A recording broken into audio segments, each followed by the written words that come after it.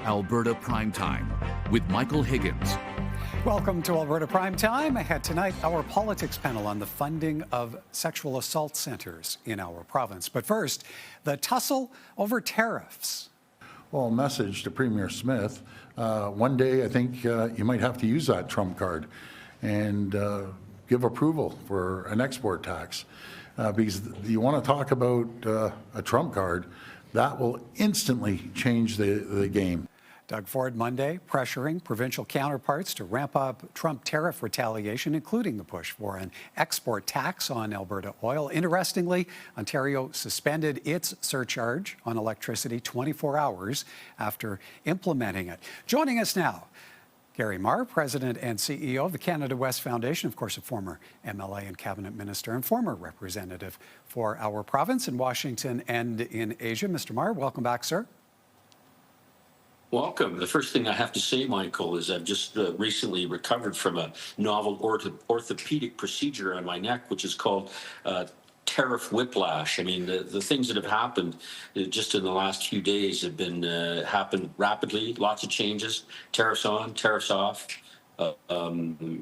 Premier Ford, as you saw on Monday, making threats to, put an export tariff on electricity, and then taking it off. It's just going in all kinds of different directions. And is there any structure to what's playing out? And, something that points to a way forward? So I think in the medium term, the answer is yes. In the short term, not really.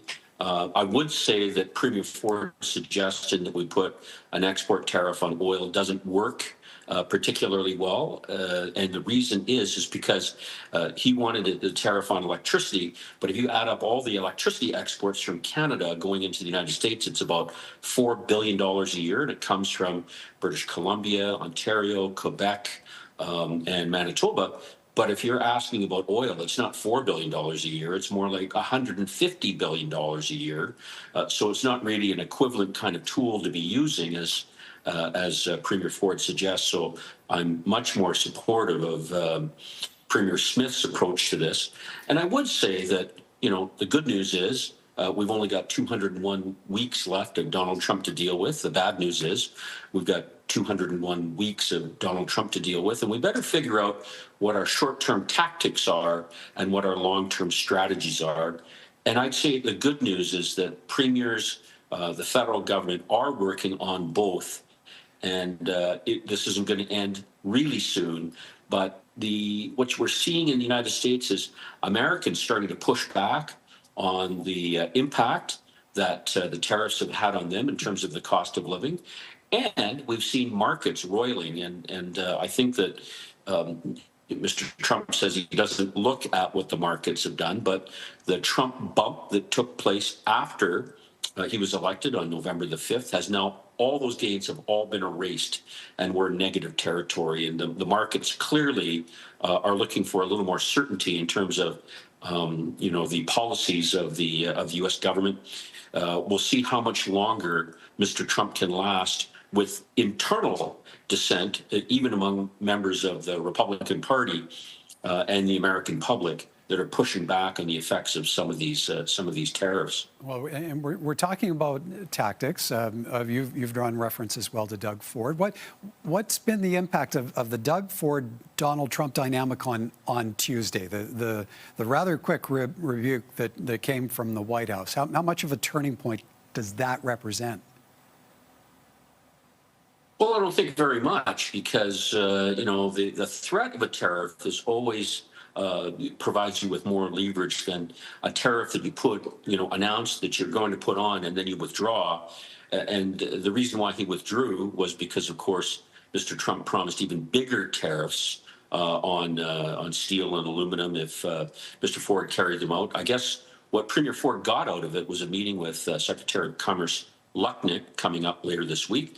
I think that's fine, but that certainly doesn't fix the issue of actually having an endpoint. It starts the discussions about it. But I think that in any kind of a protracted trade war between the United States and Canada, Canada loses in that war of attrition, because the sticks that the United States has, they got more sticks.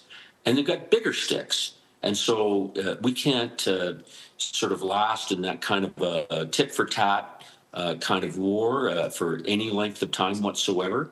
But the good things that the premiers are doing is they're connecting with the governors, with elected people in the United States who actually care about how these tariffs are affecting Americans. And we've got delegations of people meeting with chambers of commerce and with governors and CEOs that are customers down in the United States, and they're starting to speak up.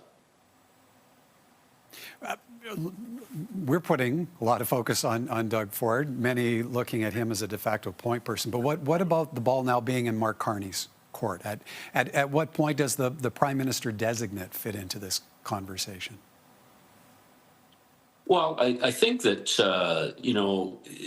like Mr. Ford, he came out swinging hard against the President of the United States.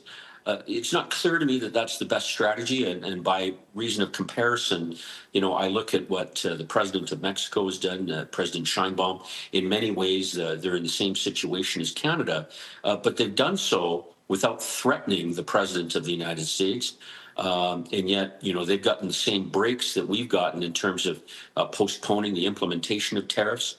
So when I look at world leaders that have done a good job, I'd look at, President Macron of France. I think about the Prime Minister of Japan.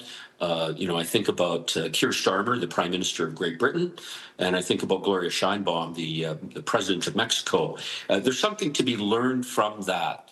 And one hopes that the kind of tough talk that you may want to have as part of an election campaign in Canada is not the same kind of thing as what might make sense in terms of negotiating, an end to these tariffs with the President of the United States. As I say, we've got another 201 weeks to deal with them. So we may not like him, we may not like his policies, but we shouldn't be attacking him personally. All right. We'll have to leave it there. As always, appreciate your time, Mr. Marr. Thank you, sir. Thanks, Michael. Always a pleasure. Gary Marr is President and CEO of the Canada-U.S. Foundation.